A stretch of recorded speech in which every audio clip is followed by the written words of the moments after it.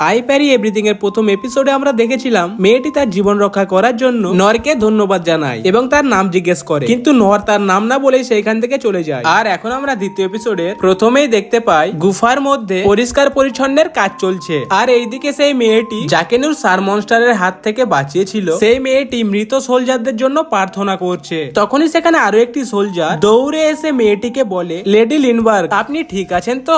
আর আপনার কোথাও আঘাত লাগেনি তো? তখন সেই মেয়েটি বলে উঠলো, আমি ঠিক আছি ইনেস। তখন ইনেস বলে উঠলো, আমাকে ক্ষমা করে দিন, আমার অনেক বড় ভুল হয়ে গেছে, আমাকে আপনার সঙ্গেই আসতে হতো। তখন লিনবার্গ বলে উঠলো, এতে তোমার কোনো দোষ নেই, আমি নিজেই এখানে একা আসার জন্য জেদ করেছিলাম, আর আমাকে ক্ষমা করে দাও, আমার জন্য তুমি এত চিন্তিত হয়েছো। তখনই লর্ড ড্রাকেন বলে উঠলো, লেডি লিনবার্গ, এখন আমাদের কাসেলের মধ্যে যাওয়া উচিত, লর্ড রেন আপনার সাথে কথা বলতে চায়। তখনই সিন শিফট হয় আর লর্ড রেন লেডি লিনবার্গের সাথে কথা বলার পর ড্রাকেনের সাথে একটা আলোচনা করছে। তখন লর্ড রেন বলে উঠলো, এই কাউ মনস্টারটাকে তো ডানজনের গভীরের মধ্যে থাকা উচিত, তাহলে কি মনস্টারটাকে এখানে সামান করা হয়েছিল? তখন লর্ড ড্রাকেন বলে উঠলো, এতে কোনো সন্দেহ নেই, কেননা আমরা যখন গুফার মধ্যে পরিষ্কার পরিচ্ছন্নের কাজ করছিলাম, তখন একটি মৃত সোলজারের হাতে আমরা এই ম্যাজিক্যাল ক্রিস্টাল যুক্ত একটি আংটি খুঁজে পাই। আর যখন ম্যাজিশিয়ান ওকান এইটাকে রিসার্চ করে, তখন ওকান আমাকে বলে এই আংটিটার মধ্যে অনেক হাই কোয়ালিটির একটি ম্যাজিক্যাল স্টোন রয়েছে, আর এই স্টোনটা এত সহজে কোথাও খুঁজে পাওয়া যায় না। তখন লর্ড রেন বলে উঠলো, এটা একটা এ র্যাঙ্ক ডিমান্ড ছিল, আর কোন ধনী ব্যক্তি এমন স্টোন কেন কিনবে যার সাহায্যে সেই ব্যক্তি এমন ক্রিয়েচারকে এইখানে নিয়ে আসতে পারবে? তখন লর্ড ড্রাকেন বলে উঠলো, ম্যাজিশিয়ান ওকানের কথা অনুসারে যে চিহ্ন এই স্টোনের মধ্যে আছে, এই চিহ্নটা ম্যাজিক অফ এম্পায়ার দা ডেরিদাসের, ওরা এর আগে অনেকবারও এই কাজ করেছিল। এই কথা শুনে লর্ড রেন বলল, কিন্তু এইবারে ওরা একটা এ র্যাঙ্ক ডেমনকে সমন করেছিল, আর রাজকুমারীকে একটি ব্যারিয়ারের মধ্যেও বেঁধে ফেলেছিল। এইসব দেখে বোঝা যাচ্ছে তারা অনেক সতর্ক ছিল, আর এইবারে এইটার উপর তারা প্রমাণ লুকিয়ে রাখারও চেষ্টা করেনি। তখন লর্ড ড্রাকেন বলে উঠলো, তাহলে কি রাজকুমারীকে মারা তাদের উদ্দেশ্য ছিল না? তখন লর্ড রেন বলে উঠলো, হ্যাঁ ঠিক এমনটাই, আর ওরা অপেক্ষা করছে যেন আমাদের রাজ্য তাদের সাথে একটা যুদ্ধ শুরু করে। আর এটা দেখে বোঝা যায় আমাদের রাজ্যে থাকা ডানজানের খাজানার উপরেই তাদের নজর। আর হ্যাঁ, ওই ব্যক্তিটা কে ছিল যে এই ডিমান্ডটাকে একাই মেরে দিয়েছে? তখন লর্ড ড্রাকেন বলে উঠলো, রিপোর্টের অনুসারে আমাদের সোলজার এই ব্যক্তিটিকে খোঁজার অনেক চেষ্টা করেছিল, কিন্তু সেই ব্যক্তিটা এক নিমেষের মধ্যেই চোখের সামনে থেকে উধাও হয়ে যায়। এই কথা শুনে লর্ড রেন বলে উঠলো, এটা বিশ্বাস করা মুশকিল। আর এইদিকে গিলমাস্টার বলে উঠলো, আরে নর, তুমি তো বেঁচে আছো। এই কথা শুনে নর বলে উঠলো, আপনি এইরকম কেন বলছেন? তখন গিলমাস্টার বলল, কাল তুমি যে কনস্ট্রাকশন সাইডে কাজ করছিলে, সেখানেই একটা ভয়ানক মনস্টার চলে এসেছিল, আর এত ভয়ানক মনস্টারের কথা আমরা আগে কোনোদিনও শুনিনি, আর কাল তোমাকে দেখতে না পেয়ে আমি অনেক চিন্তায় পড়ে গেছিলাম। তখন নর বলে উঠলো, কাল সন্ধ্যেবেলা কিছু অচেনা লোক আমার পেছনে আসছিল, তাই আমি তাড়াতাড়ি বাড়ি চলে গিয়েছিলাম। তখন মাস্টার বলল, ভালোই হয়েছে যে তুমি কোনো ডেমনের সামনে চলে আসোনি, আমি আগে একজন এ র্যাঙ্ক অ্যাডভেঞ্চারার ছিলাম, কিন্তু যে মনস্টারটা কালকে দেখা গিয়েছিল, সেই মনস্টারটাকে আমি একাই কখনো মারতে পারতাম না। এই কথা শুনে নর ভাবতে লাগলো, মনস্টারটা কি এতটাই পাওয়ারফুল ছিল? ভালোই হয়েছে যে আমি শুধু একটা সারের সাথে লড়াই করেছি, কিন্তু আমাদের বেচারা নর জানে না যে সেই সারটাই একটা এ র্যাঙ্ক মনস্টার ছিল। আর এইদিকে নরের পেছনে লেডি লিনবার্গ চলে আসে আর বলে উঠলো, আমি তোমাকে খুঁজে নিয়েছি। লেডি লিনবার্গকে সেখানে দেখে গিলমাস্টারের হালত খারাপ হয়ে যায়, কিন্তু নরের কোনো যায় আসে না, কেননা নর লেডি লিনবার্গকে চেনেই না। তখন লেডি লিন বলল, তোমাকে খোঁজার জন্য আমি আমার লং ডিস্টেন্স ডিটেকশন স্কিলের সাহায্য নিয়েছি। এই কথা শুনে নর লেডি লিনকে জিজ্ঞেস করলো, তোমার জব কি থিপ ক্লাসের মধ্যে পড়ে? তখন লেডি লিন বলে উঠলো, না না, আমার মেন ফোকাস তো ম্যাজিশিয়ান ক্লাসের উপর, এছাড়াও আমার কাছে বাকি 6টি ক্লাসের কিছু নলেজ আছে। আমি জানি আপনার মতো একটা মহান অ্যাডভেঞ্চারের কাছে এগুলো সামান্য। তখনই সেখানে বসে থাকা বাকি অ্যাডভেঞ্চাররা লেডি লিনকে নিয়ে কথাবার্তা বলতে লাগে। তখন লেডি লিন নরকে বলল, চলো আমরা বাইরে গিয়ে কথা বলি। আর ঠিক সেই মুহূর্তে গিলমাস্টার নরকে ধরে বলল, তোমাদের দুজনের মধ্যে কি সব কথাবার্তা চলছে? আমি তো কিছুই বুঝতে পারছি না। তখন নর বলল, আমিও সেরকম কিছু জানি না। তখন পেছন থেকে লেডি লিন বলে উঠলো, এই সময় বাইরে বেশি ভিড় হবে না, আর আমি আমার স্কিলের সাহায্যে কাউকে আমাদের দেখা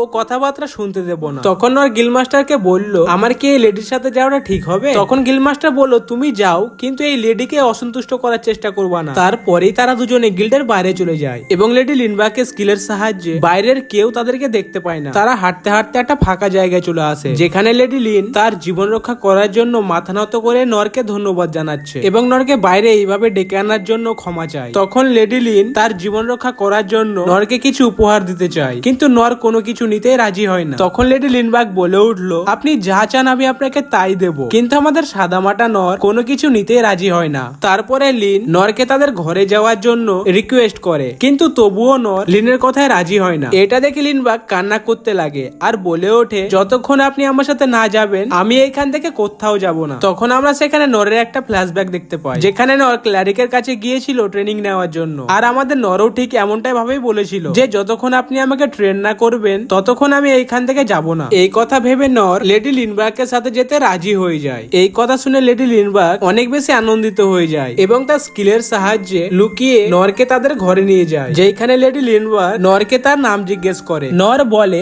আমার নাম নর, আর তোমার নাম কি? তখন লেডি লিন বলে উঠলো, আমাকে ক্ষমা করে দিন, আমি এখনো আপনাকে আমার নাম বলিনি, আমার নাম হলো লিনবার্গ ক্লেজ। আর এইদিকে নূর হাঁটতে হাঁটতে ভাবছে এই বাড়িটা অনেক বড়, নিশ্চয় এটা কোনো পাওয়ারফুল লোকেরই হবে। তখন নূরের গিলমাস্টারের কথা মনে পড়ে, যে গিলমাস্টার তাকে এই মেয়েটিকে অসন্তুষ্ট করতে বারণ করেছিল। নর এখন সবই বুঝতে পেরে যায়। আর ঠিক তখনই সেখানে ইনিস চলে আসে। লেডি লিন ইনিসকে জিজ্ঞেস করে, আমার বাবা কোথায় আছে? তখন ইনিস বলে, তোমার বাবা এখন লর্ড রেনের সাথে কথা বলছে। আর জিজ্ঞেস করে এই ব্যক্তিটাকে। তখন লেডি লিনবার্গ বলল, ইনি আমার অতিথি আর ইনি আমার জীবন রক্ষা করেছেন। তখন ইনিস বলে, আমি বুঝতে পেরেছি, আমি এক্ষুনি তোমাকে তোমার বাবার কাছে নিয়ে যাচ্ছি। আর এইদিকে ইনিসকে দেখে নর ভাবে এটা মনে হয় এই বাড়ির চাকরানি, কিন্তু এত ভারী পোশাক পরে তার কাপড় কাচতে রান্না করতে অসুবিধা হয় না। তখনই ইনিস তিরছি নজরে নরের দিকে দেখে। এটা দেখে নর ভাবে মনে হয় আমাকে এইখানে সবার কাছ থেকে সামলিয়ে থাকতে হবে। তারপরে তারা সকলে রাজমহলের ভেতরে চলে যায়। আর ঠিক তখনই তাদের সামনে গিলবার্ট চলে আসে এবং গিলবার্ট হঠাৎ করে তার বল্লমটি নরের মুখের সামনে ধরে। এইটা দেখে ইনিস বলে উঠলো, গিলবার্ট তুমি এটা কি করছো? এই ব্যক্তিটা রাজকুমারী লিনের অতিথি আর এই ব্যক্তিটাই রাজকুমারীর জীবন রক্ষা করেছেন। এই কথা শুনে গিলবার্ট নরের মুখের সামনে থেকে বল্লমটি টেনে নেয়। তারপরে তারা সকলে রাজসভার দিকে এগোতে লাগলো। আর এইদিকে রাজকুমারী লিনের বাবা লর্ড রেনের সাথে কথা বলছে ডেরিদাসের ব্যাপারে, যেখানে আমরা একটা ফ্ল্যাশব্যাক দেখতে পাই, যেখানে ডেরিদাসের কিং রাজাকে বলছে, তোমার রাজ্যে থাকা সমস্ত ডানজনের খাজানা তুমি আমার হাতে তুলে দাও, আমি তার বদলে তোমাকে কিছু সৈনিক দেব, আর এটাতে আমাদের দুজনেরই লাভ আছে। এই কথা শুনে কিং ক্লেজ অর্থাৎ লেডি লিনের বাবা ডেরিদাসের কিং কে বলে উঠলো, আমি এরকম কোনো প্রস্তাবকে স্বীকৃতি দেব না যার কারণে আমার রাজ্যের ক্ষতি হবে। এই কথা শুনে ডেরিদাসের কিং বলে উঠলো, তোমরা এটার জন্য অনেক পস্তাবে। আর এইদিকে বর্তমানে রাজসভায় লর্ড রেন বলে উঠলো, এই বিপদটা শুধু আমাদের রাজ্যের মধ্যেই নয়। আর ঠিক তখনই সেখানে তারা চারজন উপস্থিত হয়। লিনকে দেখে লর্ড রেন বলে উঠলো, তুমি হারবিট ক্লক পরে আছো, তুমি কি এখন বাইরে থেকে আসছো? তোমাকে এটা বুঝতে হবে যে এখন বাইরে যাওয়াটা তোমার পক্ষে সঠিক নয়। এই কথা শুনে লেডি লিনবার্গ বলে উঠলো,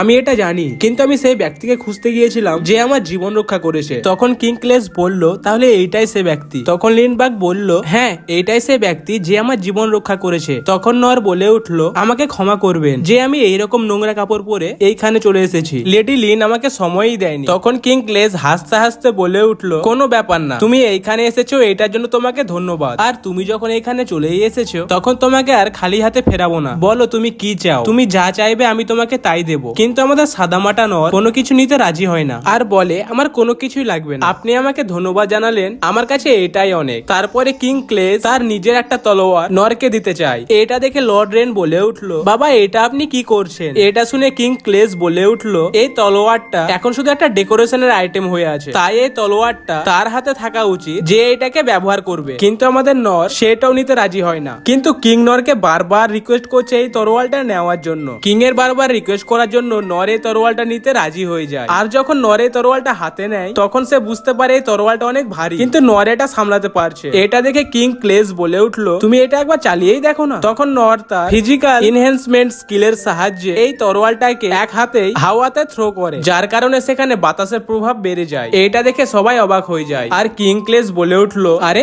এটা তো তুমি এক হাতে চালাতে পারছো। আর বলল, তুমি কি আমার মেয়ে লেডি লিনকে ট্রেন করবে? এই কথা শুনে নর বলল, আপনার মেয়েকে ট্রেন করার মতো আমার কাছে কোনো স্কিল নেই, তাই আমি আপনার মেয়েকে ট্রেন করতে পারবো না। আর আমার মনে হয় প্যারেন্ট হিসাবে আপনার লিনের প্রতি এত জোর খাটানো উচিত নয়। এই কথা শুনে ইনিস একটু অসন্তুষ্ট হয়ে যায়। তখন কিং ক্লেজ হাসতে হাসতে বলে উঠলো, কোনো ব্যাপার নয়। তখন নর বলল, অনেক সময় হয়ে গেছে, এখন আমাকে এখান থেকে যাওয়া উচিত। এই বলে নর সেই তরোয়ালটা নিয়ে বাইরে চলে যায় এবং তরোয়ালটা হাতে নিয়ে ভাবছে, আরে এই তরোয়ালটা দিয়ে তো আমি মিসেস টেলার বাড়ির সামনে নর্দমাটা অনেক সহজে পরিষ্কার করতে পারবো। ভাই এক মিনিট, লিটারালি রাজার কাছ থেকে তরোয়ালটা নেওয়ার পর নর নর্দমা পরিষ্কার করবে? এটা ভাবতেই অবাক লাগছে।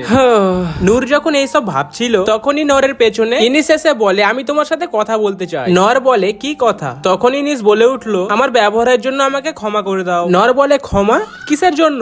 তখন ইনিস বলে, আমি তোমাকে সন্দেহ করেছিলাম। এই কথা শুনে নর বলে, তাহলে তুমি এই বাড়ির চাকরানি নও? নরের এই কথা শুনে ইনিস মুচকি হেসে ইনিসে বলে আমার নাম হলো ইনিস হার্নেস আর আমি ক্লেস ফ্যামিলির ওরিয়ার ইউনিটের ভাইস প্রেসিডেন্ট আর আমাকে সবাই এখানে ডিভাইন শিল্ড নামে জানে। আমার কাজ হলো রাজকুমারীকে প্রোটেক্ট করা আর তুমি রাজকুমারীকে বাঁচিয়ে একদিক থেকে আমারও জীবন রক্ষা করেছো, এটার জন্য তোমাকে অসংখ্য ধন্যবাদ। এই কথা শুনে নর বলল আমি তেমন বড় কিছু করিনি। তখন ইনিস বলে উঠলো তোমার যদি কখনো আমার সাহায্যের প্রয়োজন পড়ে তাহলে তুমি কোনো সংকোচ না করে আমাকে বলবে, আমি তোমাকে সব দিক থেকে সাহায্য করব। তখন ইনিস নরকে তার নাম জিজ্ঞেস করে। তখন নর বলে উঠলো আমার নাম নর। নরের নাম শুনে ইনিস অবাক হয়ে যায়। ইনিসকে দেখে নর বলল কিছু হয়েছে নাকি? তখন ইনিস বলল কিছু হয়নি আর সেখান থেকে চলে যায়। ইনিস যাওয়ার সাথে সাথে সেখানে গিলবার্ট চলে আসে আর বলে ওঠে আমার সাথে জয়েন করবে। গিলবার্টের এই কথা শুনে নর ভাবে আজকে মনে হয় আমি আর বাড়ি পৌঁছতে পারলাম না। তো গাইস এরই সাথে আই পারি এভরিথিং এর দ্বিতীয় এপিসোড শেষ হয়। এক্সপ্লেনেশন কেমন লাগলো কমেন্টে জানাতে ভুলবেন না। দেখা হচ্ছে পরের এপিসোডে, ততক্ষণের জন্য বাই।